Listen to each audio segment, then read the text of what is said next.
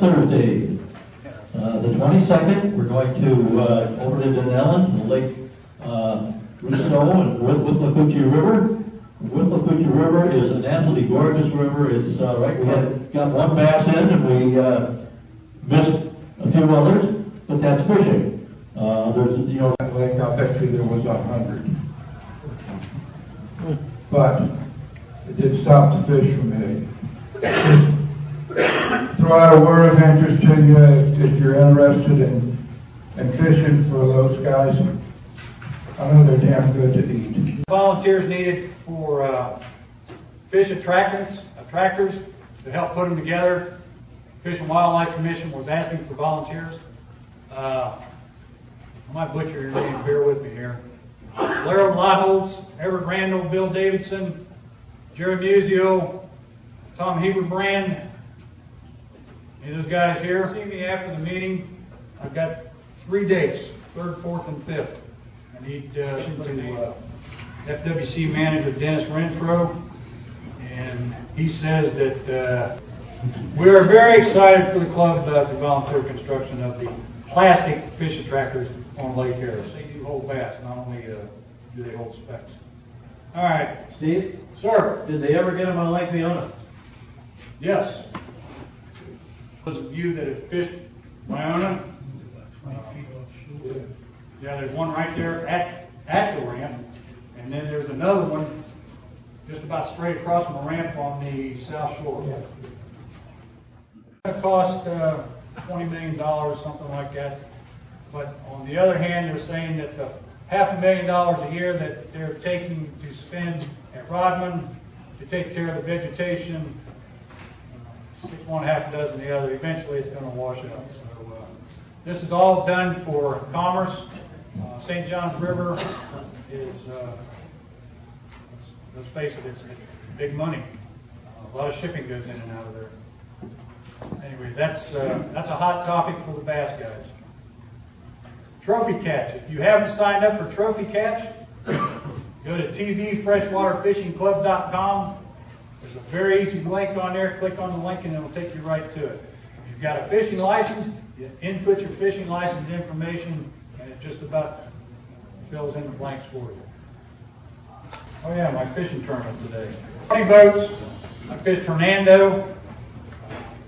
20 boats, 19 bass caught. First place was 5 bass that weighed, drum roll, 6.80.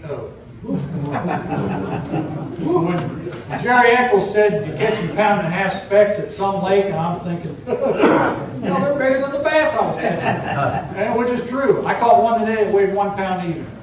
Big bass out of the 19 fish that were caught was 1.79. And thank you for inviting me up here. Last month I was able to get Shaw and Terry to come talk to you guys, and I'm sorry to let you down and have me here this month. Next month, I just talked to Steve. I got a gentleman that I've known for quite a few years. He's fishing in the BASS Opens, kind of the mid-level series for the last few years, trying to make it into the elites. His name's Patrick Pierce. He's out of Jacksonville, and he just confirmed and said he was available. So we'll get him down here for you guys next month and talk to you more about how to catch fish or what to look for. You guys will have a great time with him, but he'll be here next month for you.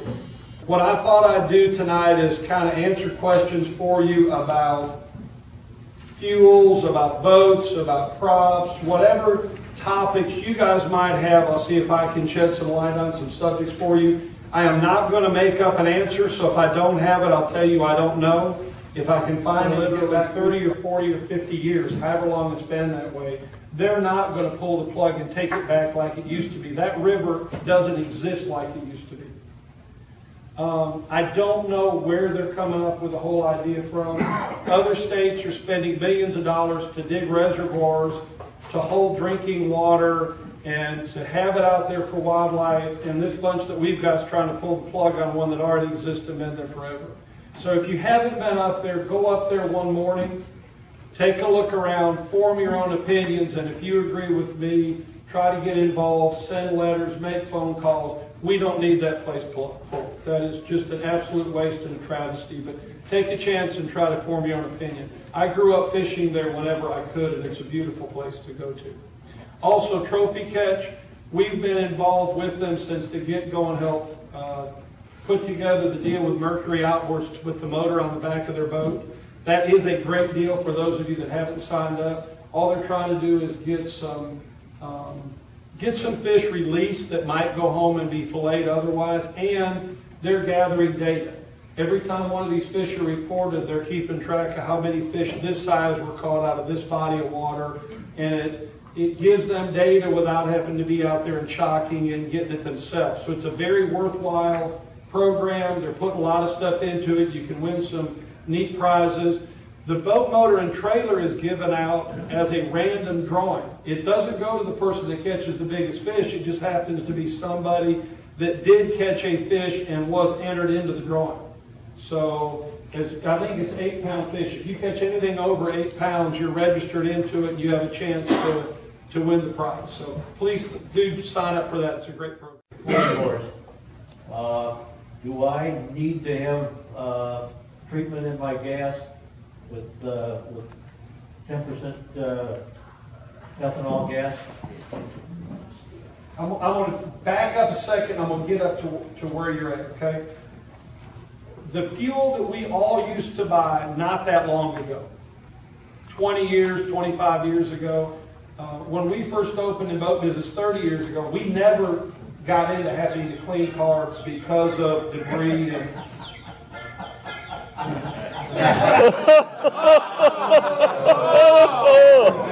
Oh my heavens! I'm trying to remember who told all of you guys. Down there, White. Okay. He did that for entertainment purposes, guys. Thank you for that. Anyway, if you go back then, it wasn't a matter that the fuel had lead in it or no lead. The lead isn't the problem. But our wise government, forgive me for being critical, has decided that we need to add all of these detergents and all of these additives to it. And now we're into adding ethanol. Say hello. The ethanol now is a means that the government came up with to try to get us off dependency on foreign oil. They thought it'd be great. Last year, there was a big push put on to allow E15 to 15% ethanol instead of 10. Outboard motors, lawn mowers, any of that is allow up to 10%. They don't like it, but that's kind of their benchmark. This would have put 15 in an awful lot of stations. The stumbling block was how the pumps would be marked. Put on hold for now, but be prepared for E15 in the future, not just E10. Going where I was at, though, it doesn't matter what kind of motor it is. The ethanol isn't great for a motor while it's being run. If you buy it, put it in, and run it right out, it's not great for it, but it doesn't do as much harm as you end up getting into when it sits. If you run your boat on a fairly regular basis, whether you add ethanol treatment or not, I'm not as concerned about, because you're moving it through there a lot, okay? I don't want anybody to think that I'm trying to sell it to you just to make a profit. There's some pretty good stuff out there. It is recommended by most to put it on, but don't forget they're making money by selling it to you, so it's in their best interest to tell you how great it is too.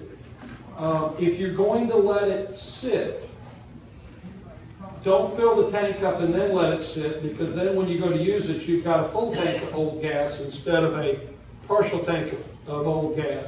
And make sure you do put some sort of storage additive into it during that case. Stable's decent stuff. Everybody's got their own different brands. Be careful and look at the color of it and what it's recommended for. That everybody was told, keep your gas tank full, because it's full, then you don't have to worry about as much water getting and condensation getting in the gas tank. And maybe for the gas in that day and time, that was a good rule.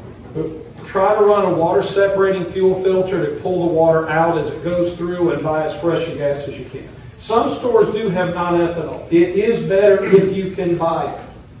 But it's a lot more money, and Terry will both be there for all 3 days. For anybody that saltwater fishes, Captain Rick Murphy will be there, Captain Jeff Page. I've got some other local guys. Patrick Pearson will be here next month. We'll be there. And we do seminars for all 3 days.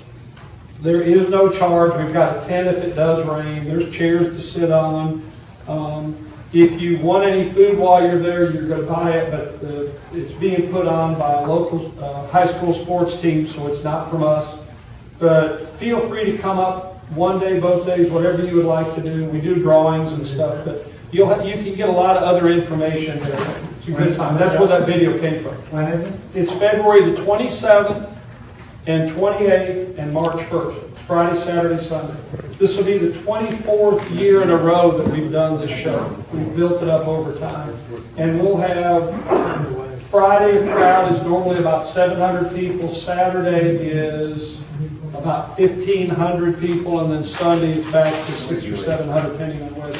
We'll have factory reps there from boats and motor companies and accessories and you name it. And again, there is no charge to park, no charge for admission. It's free. Come help yourself and have a good time.